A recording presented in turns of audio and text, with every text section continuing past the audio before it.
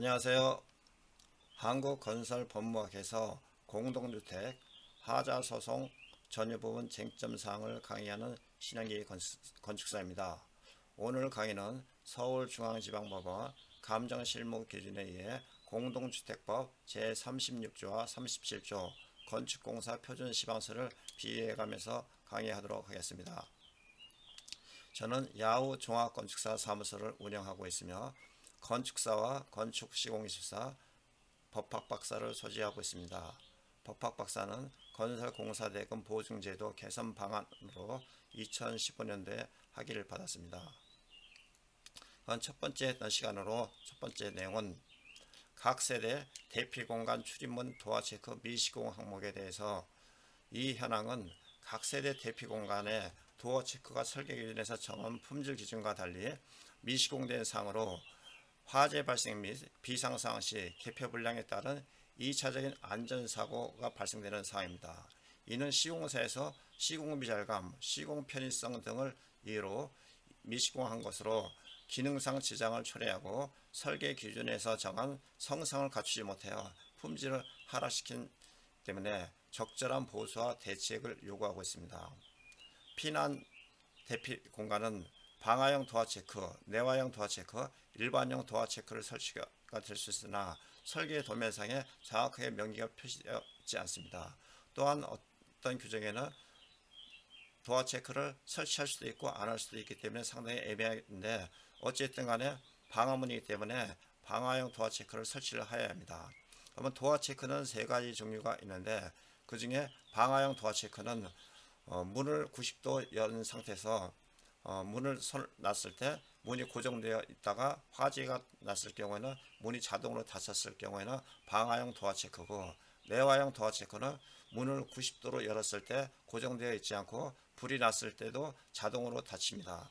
그러나 일반용 도어 체크는 문을 90도로 열었을 때 고정되지도 않을 뿐더러 화재가 났을 경우에는 도어 체크가 타깃서 문이 닫히지 않습니다. 그렇기 때문에 방화형 도어 체크에는 방화형 도어 체크, 내화형 도어 체크, 일반용 도어 체크를 정확하게 명기를 해야 합니다.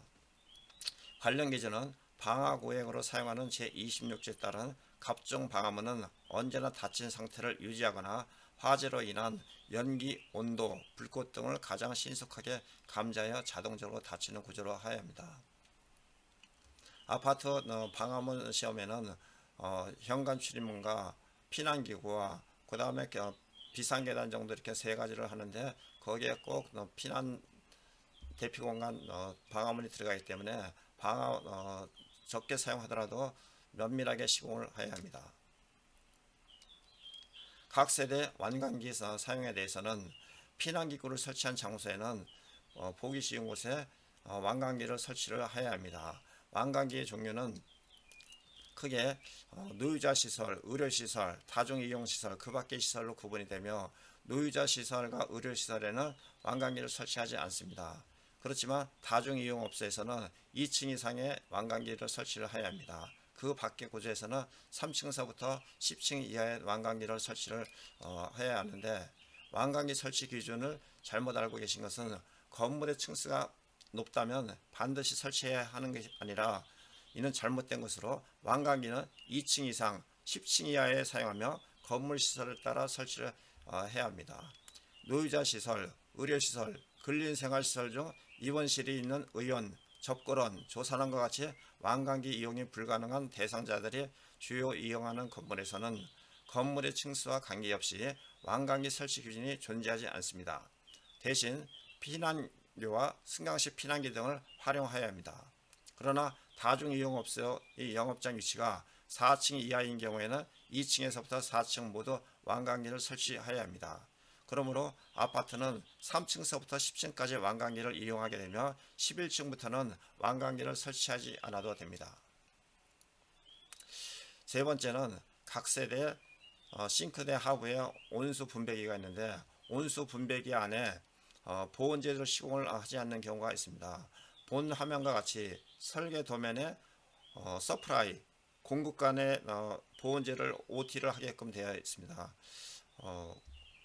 분배기에는 공급관과 환수관이 있는데 공급간 서프라이만 보온제를 하는 거지 리턴간에는 보온제를 하지 않습니다. 각 세대 온수 분배기 관 보온제 미시공된 상으로 이는 엑셀5 간 온수 공급 시 과열로 인한 배관 파손, 누수 등 유지관리 지장을 초래하며 시공사가 공사비 절감을 위해 임의로 축소 시공한 것으로 판단됩니다. 따라서 설계도서의 기준을 충족시공하여 기능상 지장을 초래하고 설계도서에서 정한 성질이나 성상을 갖추지 못하여 품질을 하락시킨 피해에 대한 적절한 보수와 대책이 요구됩니다. 반드시 중요한 것은 분배기에는 서프라이, 리턴이 있습니다. 공급간에만 OT 보온제를 하면 되지 환수관에는 하지 않아도 됩니다.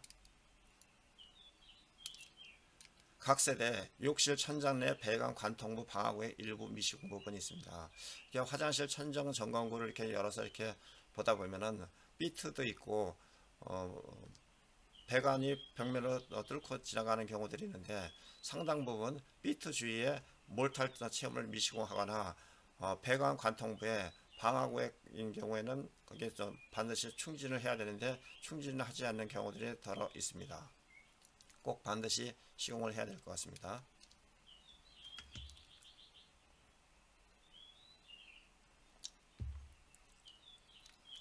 다섯 번째는 각 세대 욕실 천장 내 가열 전선간 누락 및 시공입니다.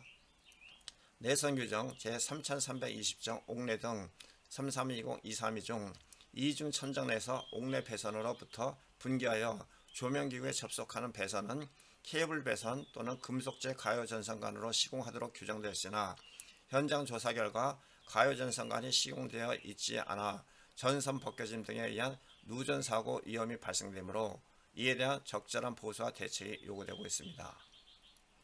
개선 방향으로는 이중 천장 내에서 꼭 가열 전선간을 사용을 해야 하는데 사용하지 않는 경우가 있습니다. 이중 천장 내에서 옥내 배선으로부터 분기하여 조명기구에 접속하는 배선은 케이블 배선 또는 금속재 가열 전선간으로 하는 것을 원칙으로 하고 있습니다. 다만 옥내 배선과의 분기점 또는 아울렛 박스에서 기고전을 인입부에 이르는 배선의 길이가 30cm 이하이고 또한 직접 조영제에 접촉될 우려가 없도록 한 경우에는 이를 적용하지 않습니다. 각 세대 욕실 천장 매입 등기구 보강 미시공 부분에 대해서는 모든 조명기구는 천장 마감재와 같은 소정의 부착 강도를 보장할 수 없는 자재에 직접 부착해서는 아니 되며 반드시 천장 구조재 등의 경고에 부착해야 합니다. 매입 조명기구 둘레에는 조명기구 설치로 인하여 천장 등이 처지거나 뜨지 않도록 반드시 설치해야 합니다. 보강대를 매입 등인 경우에도 보강대를 꼭 설치를 해야 합니다. 각 세대 욕실 타일 뒷체험 및 부착 강도 부족 시공은 각 세대 욕실 벽체 타일 뒷체험 및 부착 강도가 설계 기준에서 정하는 품질 기준과 달리 검사봉으로 확인해 본 결과 타일 뒷체험이 누락, 부실 시공이 되어 기능상 품질 저하 등이 발생된 사항으로 이는 시공사가 공사비 절감 및 시공 편의성을 위해 임의로 변경 시공한 것으로 판단되며 이로 인해 타일의 균열, 파손 탈락 등의 2차 피해가 우려되고 있습니다. 시공비 차액 등이 발생되고 임의로 변경 시공한 발생되는 하자 피해에 대한 적절한 보수와 대책이 요구가 됩니다. 떠붙이기하고 압착 공법이 있는데 표준품 셈에는 떠붙이기 공법과 압착 공법이 가격이 거의 비슷합니다. 그렇지만 압착 공법은 많은 인건비가 드는데 우리나라에서는 떠붙이기 공법을 대략 그 타일에다가 이렇게 해가 떠붙여 갖고 한 70% 정도가 이렇게 몰탈이 채워지고 한 20%에서 한 30% 정도는 적게 채워집니다. 그로 인해서 액세서리 등을 고정할 때 타일이 깨지는 현상들이 발생이 되고 있어 2차 피해가 발생이 됩니다. 그러면 타일 뒷면에 붙임 모르타를 바르고 시방새는 타일 뒷면에 붙임 모르타를 바르고 빈틈이 생기지 않게 눌러 붙입니다. 붙임 모르타의 두께는 12에서 23mm 표준으로 하고 있으며 몰타를 바른 후에는 두들겨 갖고 몰타를 줄눈 사이로 흘러나올 정도로 해서 빈틈이 없게끔 시공을 해야 합니다. 그러면 건축공사 표준시방서 2013의 타일공사에서는 타일의 접착력 시험은 600제곱미터당 한 장씩 시험을 하며 시험 타일은 시험기 부속 장식 크기로 하되 그 이상은 180에서 60mm 크기로 콘크리트 면까지 절단을 합니다. 다만 40mm 미만의 타일은 4매를 한 개조로해 부속 장치를 붙여 시험을 하며 시험 결과의 판정은 타일 인장 부착 강도가 0.39MPa 이상이어야 합니다.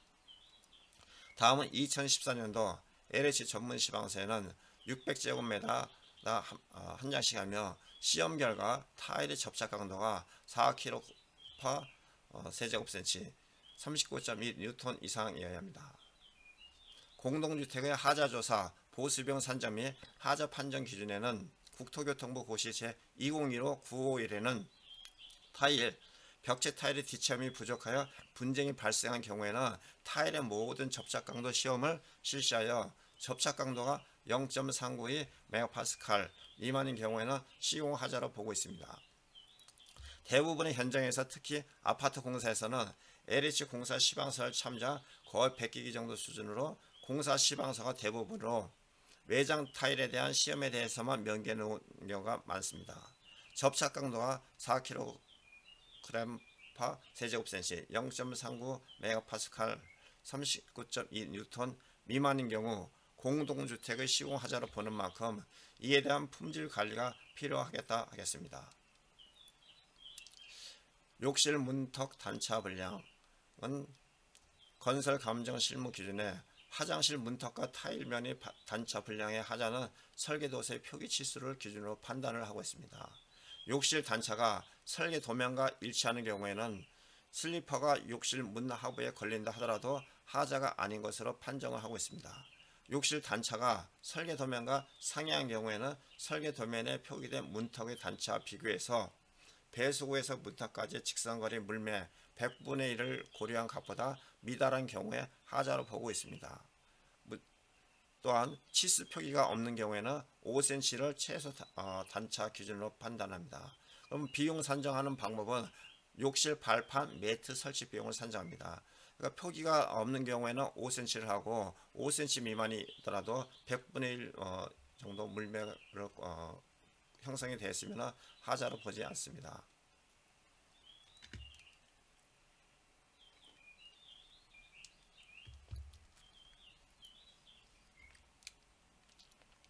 좀 전에 타일 DCM 부족에서는 DCM 부족을 해소하기 위해서는 타일을 철거하고 재시공해야만 하는데 이런 경우는 하자가 중요하지 아니하고 그 보수에 과다한 비용을 요하는 경우에 해당되며 하자로 인한 손해 즉 하자 없이 시공하였을 경우에 시공 비용과 하자 있는 상태대로의 시공 비용의 차액을 산정을 합니다. 각 세대 조적벽체 시멘트 몰탈 두께 부족 시공입니다. 요즘은 아파트에 조적벽체가 거의 없는데 간혹가다 발코니 측벽이라든가 이런데 좀 한 곳에 조적벽체 시공하는 경우가 있는데 설계 도면에 보통 몰탈 두께를 표기를 정확하게 표기를 해야 하나 표기하지 않는 경우가 많습니다. 이것은 설계도서 작성 기준, 계획설계, 중간설계, 실시설계가 있는데 실시설계의 작성 기준에 두께, 횟수 이런 것들 정확하게 재질 표시를 해야 하는데도 불구하고 요즘 이런 것들을 많이 생략하는데 이거는 건축사의 엄연한 잘못이라고 볼 수가 있습니다. 그러나 보통 우리가 배울 적에 조적벽체 내벽은 18mm, 외벽은 27mm, 바닥도 27mm, 천정은 15mm 정도 시공을 합니다. 특별한 경우가 없으면은 표준품 셈에 나와 있는 18mm 정도로 해야 합니다. 그러나 설계 도면에 별도 표기가 있을 경우에는 설계 도면을 기준으로 해야 합니다. 요즘은 아파트 하자 조사 시 기본적으로 화장실의 바닥과 벽, 발코니 바닥, 조적벽체, 또 발코니 또 경우에 따라서 벽체 방수층까지 이렇게 파츠 조사를 하기 때문에 어설프게 저기 두께를 이렇게 갖고서 부실 시공은 반드시 이게 하자 파츠 조사에 다 밝혀지므로 시공할 때 정확하게 시공을 해야 합니다. 또한 시공을 할 경우에 그런 감리 입회하에 두께 측정이라든가 이런 것들을 해서 정확한 근거 자료를 남겨둬야 될 필요가 있습니다. 몰탈 두께가 부족한 경우에는 그 차액만큼 보수 비용을 선정을 합니다. 각 세대 발코니, 대피공간 실내기 시 바닥 액체 방수 성능 부족에 대해서 요즘 상당히 논란이 많습니다. 각 세대 발코니, 대피공간, 실내기 시 바닥 액체 방수 시공이 설계 기준과 달리 액체 방수 공정 중 방수 몰탈, 누락 및 축소 시공 등 변경 시공된 사항으로 이로 인해 바닥 방수 성능이 저하되고 시공 차액 등이 발생이 됩니다. 이는 시공사가 시공비 절감과 시공 편의성을 위해 임의로 변경 시공한 것으로 판단되며, 따라서 기능상 지장을 초래하고 설계 기준에서 정한 성질이나 성상을 갖추지 못하여 품질을 하락시킨 피해에 대하여 적절한 보수와 대책이 요구가 되고 있습니다. 설계 도면에는 발코니 액체방수 시멘트 몰탈, 실외기실 액체방수 시멘트 몰탈로만 이렇게 표기가 되어 있습니다. 그러나 엄밀하게 따지면은 잘못된 부분으로서 설계 기준 상태의 시공비와 실시공 상태의 시공비 차액을 보수비로 산정하며 설계 기준의 액체방수, 실시공의 액체방수 공정 중 방수 몰탈, 누락 및 축소 시공인 것으로 볼 수 있습니다. 그러면 액체방수에 대해서 좀 더 자세히 한번 보게 되면, 근래 들어 공동주택 하자 소송 중 단골 항목 중 하나를 꼽으라면 단연 시멘트 액체 방수 두께 부족 또는 두께 변경 시공을 할 수 있습니다. 시멘트 액체 방수는 방수제를 물, 모래 등과 함께 섞어 반죽한 뒤에 콘크리트 구조체 표면에 발라 방수층을 만드는 공법으로 주로 욕실, 발코니, 지하실 등에 시공이 됩니다. 공사비가 적게 들고 비교적 용이하게 시공할 수 있는 반면, 콘크리트 구조체에 작은 균열이라도 생기면 방수층이 파괴되는 단점이 있습니다. 따라서 누수의 문제는 액체 방수의 두께 부족에서 비롯된다기보다 균열로 인한 것이라고 봄이 상당하고, 사실상 방수층이 얇다고 하여 방수층으로서 기능을 다하지 못한다고 볼 수 없음에도 이 점을 간과하고 감정하는 경우가 상당히 많이 있습니다. 통상적으로 감정인은 샘플 조사를 통해 시멘트 액체 방수 두께를 확인하기 때문에 샘플 두께가 전체 보수비를 좌우한다고 볼 수 있습니다. 문제는 감정인들이 감정 기준으로 삼은 액체 방수의 두께에 따라 보수비가 수천만 원에서 수십억에 이른다는 점입니다. 감정인들이 감정 기준으로 삼는 두께의 적정성 여부를 보면, 감정인은 설계 도면 및 건축 시방사의 액체 방수 두께에 관한 지시가 없으면 통상 건축공사 표준 시방사의 두께를 감정 기준으로 삼고 있습니다. 그런데 현재 하자 소송이 제기되는 거의 대부분의 아파트는 일로도 2006년도 이후에 사업 승인을 받아 지어진 것이기 때문에 감정 기준이 되는 건축공사 표준 시방사 역시 2006년도 이후의 것이어야 합니다. 그럼에도 감정인들은 막연히 액체방수 두께를 기재하였던 1994년도 표준 시방사를 기준으로 삼고 있는데, 알다시피 표준 시방사는 1999년도에 개정되면서 액체방수 공정을 줄이면서 두께를 삭제했고, 2006년도에 또 한 번 개정을 거치면서 여전히 액체방수 두께에 관한 내용은 없습니다.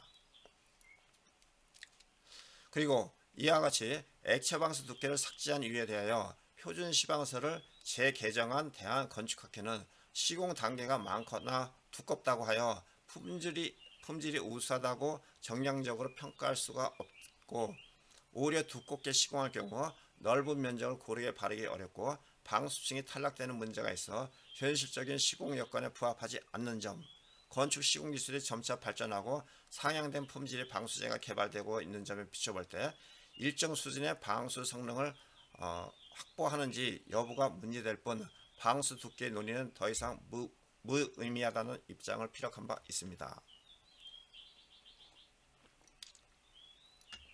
이상과 같이 표준 시방사의 액체 방수 두께 기준이 삭제된 개정 취지에 비춰본다면 여전히 1994년 표준 시방사를 기준으로 액체 방수 두께 부족을 판단하는 것 자체가 난센스라고 할 수 있습니다. 따라서 설계 도면에 액체 방수 두께에 대한 지시가 없다면 주택의 설계 도서 작성 기준에 정하는 해석 순위에 따라 설계 도면이 표준 시방사보다 우선함으로 도면대로 액체 방수가 시공되어 있다면 이를 하자라고 볼 수 없습니다.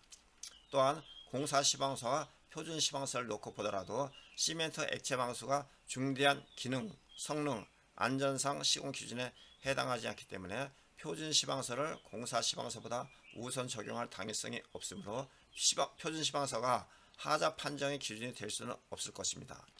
마지막으로 표준 시방서를 적용한다 하더라도 앞서 본 바와 같이 1999년도 개정된 표준 시방서에서는 액체 방수 두께를 삭제하였으므로 결국 액체 방수의 두께의 근거는 없는 바, 이 점을 다툴 필요가 있습니다. 각 세대 현관, 욕실, 발코니 단차 부족으로 인한 신발 걸리면 앞서 말씀드렸듯이 도면의 크기가 없으면 5cm를 하면 되고 5cm가 안 되더라도 물몇 100분의 1 이상이면 됩니다. 그리고 설계 도면과 일치가 됐을 경우에는 슬리퍼가 걸리더라도 하자로 보지 않으며, 만약에 하자로 본다고 했을 경우에는 욕실 발판, 매트 설치 비용만 산정을 합니다. 각 세대 벽체 및 천장 균열은 아파트뿐만 아니라 상당수 모든 건물에 균열이 많이 발생이 되고 있습니다. 그전에는 감정애들마다 균열 보습이 차이가 2배, 3배 이상 차이가 나는 경우들이 있는데, 요즘은 이제 감정 실무 기준에 이런 부분들이 잘 나와 있기 때문에 균열 보습에 따른 감정인의 단가 차이는 거의 없다고 볼 수 있습니다. 그러면 균열의 종류는 크게 한 3가지로 볼 수 있습니다. 콘크리트 균열, 구조체인 경우에, 내력병인 경우에 0.3mm 미만인 경우에는 표면 처리 공법을 합니다. 표면 처리 공법에서 또 퍼티 먹임이 있고 테이핑 처리해서 또 퍼티하는 방법이 있기 때문에 그걸 동일한 단가로 적용해서는 아니 되고, 테이핑 처리를 하지 않는 경우에는 6개월도 못 가서 다시 균열이 발생되므로 가급적이면 테이핑 처리하는 공법을 적용해야 합니다. 그 다음에 0.3mm 이상 경우에는 에폭시 건식 주입 공법을 합니다.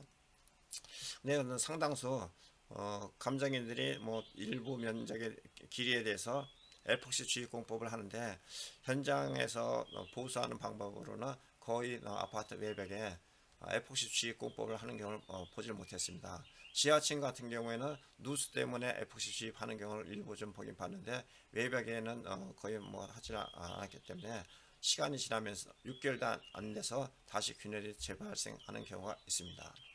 충전식 공법, 아파트 층간 이음 균열 같은 경우에는 전에는 0.3mm 미만 이상으로 구분이 되는데 2, 3년 전서부터 충전식 공법을 하게 됩니다.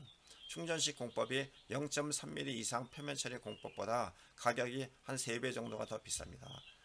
0.3mm 미만 표면 처리 공법이 4,000원 정도라고 하면은 충전식 공법은 12,000원 정도, 그 다음에 건식 0.3mm 에폭시 주입 공법은 한 2만원에서 25,000원, 습식 주입 공법은 한 4만원 정도가 됩니다. 따라서 아파트 층간 균열을 충전식 공법으로 적용할 경우에는 상당수 금액이 나오기 때문에 면밀하게 잘 봐야 될 필요가 있습니다. 그리고 부분 도장을 할 경우에는 바탕 처리 비용을 봐야 되고, 내벽과 내부 외부 모두 롤러 페인트 2A를 칠하는 것을 원칙으로 하고 있습니다. 각 세대 발코니 벽체 천장 및 창호주의 누수, 주로 이제 창호주의의 코킹 불량으로 인해서 누수되는 경우들도 있지만, 최근에는 창문을 설치했음에도 불구하고 창문에 물 빠짐 처리가 제대로 되지 않았고, 또 구배 불량으로 인해 갖고 물이 누수되는 경우가 많이 있습니다. 이런 경우는 이제 내부 외부 창호 주위 코킹을 면밀하게 또 시공하고 구배 시공을 잘 해야 될 필요성이 있다고 봅니다. 각 세대 주방 싱크대 하부 내부 누수인 경우에는 싱크대인 경우는 싱크대 상판 주위에서 누수되는 경우하고 밑에 트랩 배수구 주위에서 누수가 되는 경우들이 있습니다. 그렇게 많이 발생은 되지 않지만 가끔가다 이렇게 되는 경우가 있고, 최근에는 악취가 상당히 많이 나는 경우들이 있습니다. 그리고 그 악취가 발생되지 않도록 트랩 시공을 면밀하게 잘 해야 될 필요성이 있습니다. 각 세대 스프링클러 배관에 누수가 되는 경우가 종종 발생되고 있는데, 얼마 전까지만 해도 LH에서 조금 더 스프링클러를 고급화 시킨다고 해가지고 동파이프 시공을 하는 경우들이 많이 있습니다. 그 동파이프가 보통 한 3년 5년 정도 지나가면 그 안에 침전물과 동파이프하고 접하면서 그 안에서 부식 현상이 발생이 됩니다. 부식 현상이 발생을 해서 동파이프가 취약한 부위를 통해 갖고 구멍이 나는 경우들이 있는데, 예를 들어 한 350세대 정도 된다고 하면은 한 1년 정도, 3년 정도쯤 지났을 때 한 100여 세대가 발생이 되면서 계속 발생이 되는 경우가 많은데, 이것을 보수하는 방법도 전체 세대 천정을 다 뜯고 하는 방법도 있지만 부분적으로 보수하는 방법도 있습니다. 그러나 이제 이게 아직 정착이 잘 안 돼서 그런데, 우리가 공동주택 물탱크 같은 경우에는 1년에 2번 정도 물탱크 청소를 합니다. 그렇듯이 스프링클러 내부 배관도 수직관에서는 절대로 부식 현상이 발생되지 않는데, 수평관에서 주로 이제 많이 발생이 되기 때문에 스프링클러 안에 있는 물을 1년에 2번 정도 퇴수시켜 갖고 청소를 했다가 다시 물을 충진하게 되면 이런 현상은 발생될 수가 있을 것 같습니다. 근데 이거를 만약에 보수를 한다고 해가지고 천정을 다 뜯고서 이렇게 한다 그러면은 한 집에 한 100만원, 150만원 정도 나올 수도 있는데, 부분적으로 하게 되면은 사실 한꺼번에 이게 배관이 터지는 게 아니기 때문에 상황에 따라서 약간씩은 다를 수가 있는데, 보통 한 40만원 정도씩 아마 소요가 될 것입니다. 하여튼 이와 같은 현상은 6개월마다 한 번씩 퇴수시켰다가 물을 재충전하게 되면 충분히 방지할 수 있다고 봅니다. 각 세대 벽체 및 천장 결로 곰팡이가 발생이 되는 부분은, 예전에는 발코니에 창문을 설치를 못하게 되었는데 최근에는 발코니 창문을 설치를 해줍니다. 그러나 발코니 창문을 설치함으로써 환기가 안 돼가지고 또 다른 겨울철에 결로 현상이 상당수 발생되는 경우가 많습니다. 그리고 차라리 설계 단계에서부터 창문을 설치한다 그러면 그 외부하고 접한 부분에 내단열로 완전하게 결로 현상을 차단을 시켜줘야 됩니다. 단열재 넣고 그 다음에 그 안에 PB보드를 설치한다든가, 또 그것도 만약에 좀 안되면 결로 방지 페인트 내지 그 다음에 코팅 처리를 한다든가 뭔가 이렇게 이중장치로 해야지, 그냥 단순하게 창문 설치하고서 수성 페인트만 설치한다 그러면은 북쪽에 환기가 되지 않는 경우는 거의 100% 결로 현상이 발생이 될 수가 있습니다. 창문을 좀 안 열어서 발생이 됐다라고 보지만, 이것은 어디 엄밀하게 따지면은 설계상의 실수라고 볼 수 있습니다. 외부와 접한 데는 단열재, 그 다음에 PB보드 마감재를 시공을 해야 되고, 창문이 좀 환기가 될 수 있도록 창문 밑에 통풍이 될 수 있는 구조를 이렇게 하면 되는데, 그냥 전부 다 밀폐시켜 놓으니까 전혀 환기가 되질 않습니다. 또한 유리 같은 경우에서도 결로 현상이 많이 생기는데, 로이 유리 24mm 복층 유리로서 꼭 해야지 유리면에서도 결로 현상을 방지할 수가 있습니다. 욕실 및 발코니 바닥 구배 불량에 의한 물고임.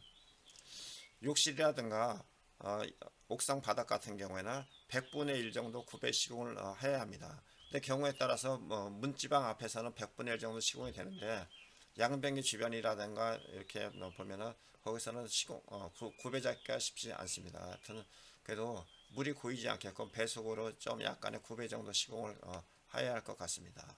또한 최근에는 양변기를 설치할 때 고정 볼트를 타일 속에서부터 볼트를 고정을 시켜 가지고 해야 되는데, 타일 위에서 이렇게 편법으로 시공하는 경우들이 많이 있어갖고 양변기가 흔들리는 경우가 상당히 많이 있습니다. 그냥 열어보면 고정도 안 되고 손으로만 돌려도 나사가 빠져나올 정도가 이렇게 허술하게 시공하는 경우가 많이 있으므로 진짜 제대로 시공을 해야 될 필요성이 있습니다.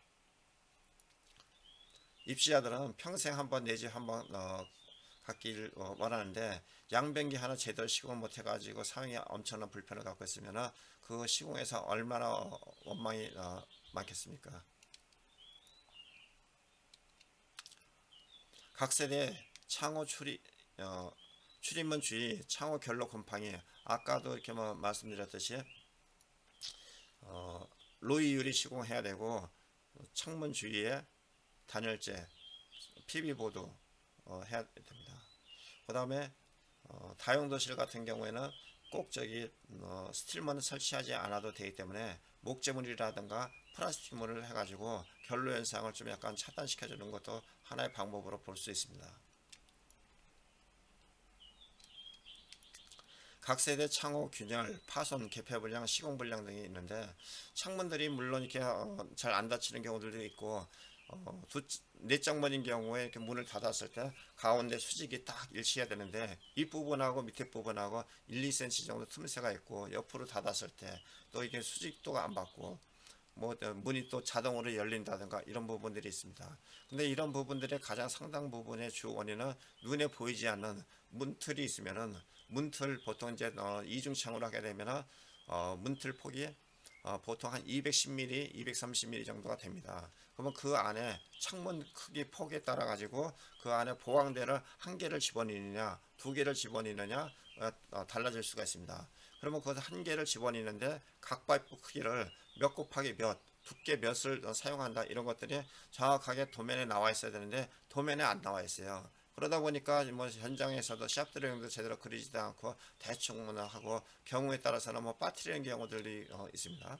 그리고 현장에서 건축 기본 도면에도 창틀, 보강대 규격에 대해서는 엄밀하게 하고, 그 다음에 고정하는 방법을 바닥에는 몇 cm 떨어져서 몇 개, 벽 수직 부분에는 몇 개, 천장에도 몇 개, 이런 것들을 정확하게 표기를 해야 합니다. 상당 부분 이렇게 조사하다 보면 문틀이 흔들리는 경우들도 제법 많습니다. 이런 부분들을 방지하기 위해서는 설계 도면에 꼭 정확하게 표기될 필요가 있습니다.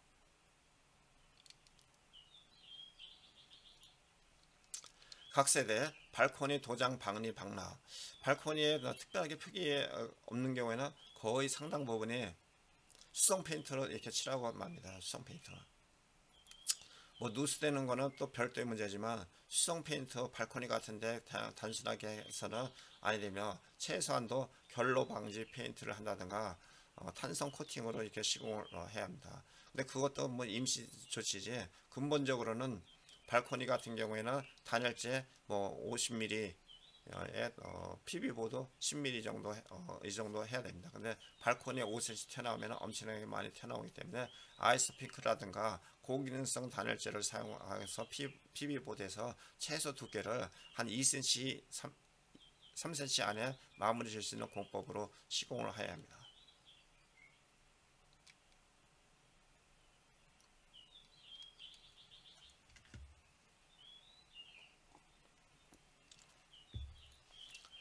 화장실에 액세서리 종류가 몇 가지가 있습니다. 들어가면서부터 손잡이가 있고, 수건거리가 있고, 휴지거리가 있고, 샤워기, 수전, 뭐 그런 것들이 있는데, 저가 아파트일수록 이런 액세서리 비용이 부식되는 경우가 상당히 많이 있습니다. 이런 경우 어디 뭐 브랜드 표시도 없고 거의 대부분 보면은 중국산 저가 제품을 사용합니다. 겉으로 보기에는 뭐 멋져 보일지 몰라도 만져보면은 형편없습니다. 진짜 감리단이 자재 하나 선정을 할 적에도 중국산, 국산, 제대로 된 제품, 시험 성적서, 품질 보증서, 이런 것들을 제대로 딱 확보를 해가지고 승인을 내줘야 되는데, 그냥 대충 해줘버리기 때문에 나중에 이런 문제가 발생됩니다. 시공의 하자는 시공사만의 잘못이 아닙니다. 설계, 감리, 시공 모두의 공동 책임입니다. 감리단이 잘못으로 인해서 손해배상을 몇 번만 당해보면 이런 부분은 철저하게 방지가 될 것이고, 설계 도면에 명확하게 표기 안 된 부분도 설계사무소에 손해배상 청구를 한다고 했을 경우는 설계사무소들이 이런 부분에 대해서 명확하게 할 것으로 봅니다.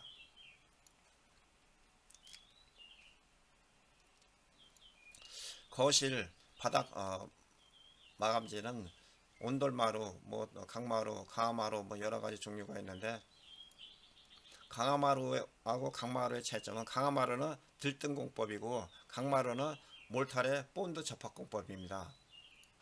강마루는 바닥에서 떠 있기 때문에 층간 소음이 뭐 적게 날 수도 있지만 더 많이 날 수도 있고, 또 마루판이 또 밀림으로써 그로 인한 하자가 의외로 많습니다.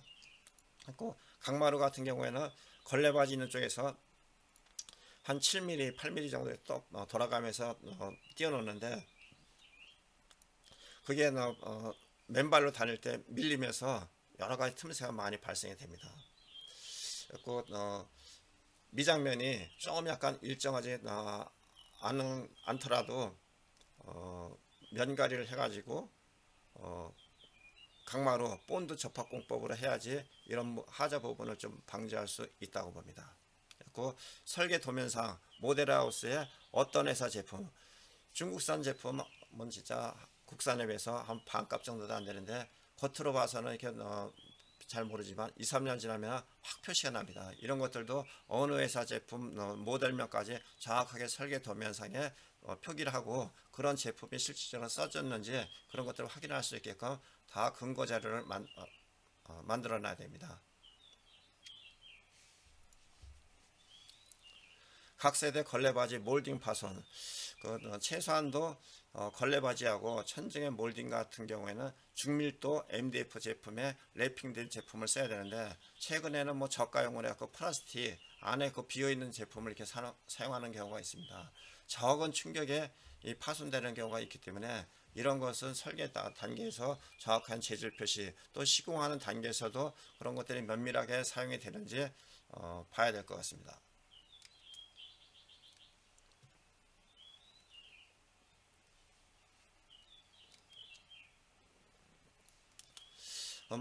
거의 이제 마지막으로 주방 싱크대 하부 마감재 미시공과 걸레바지 고정 물량을 한번 말씀드리도록 하겠습니다.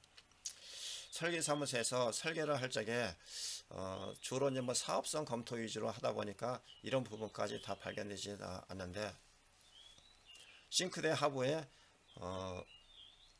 마감재 시공하는 경우가 동일한 마감재를 시공하는 경우가 거의 드뭅니다. 그러면 못할 경우에는 설계 도면상에 뭐 에폭시 건설 감정 실무에도 나와 있습니다. 에폭시 페인트를 한다든가 장판지를 깐다든가 이렇게 하게끔 되어 있는데도 불구하고 아직까지도 설계 도면에 표기가 안 되는 부분들이 많습니다.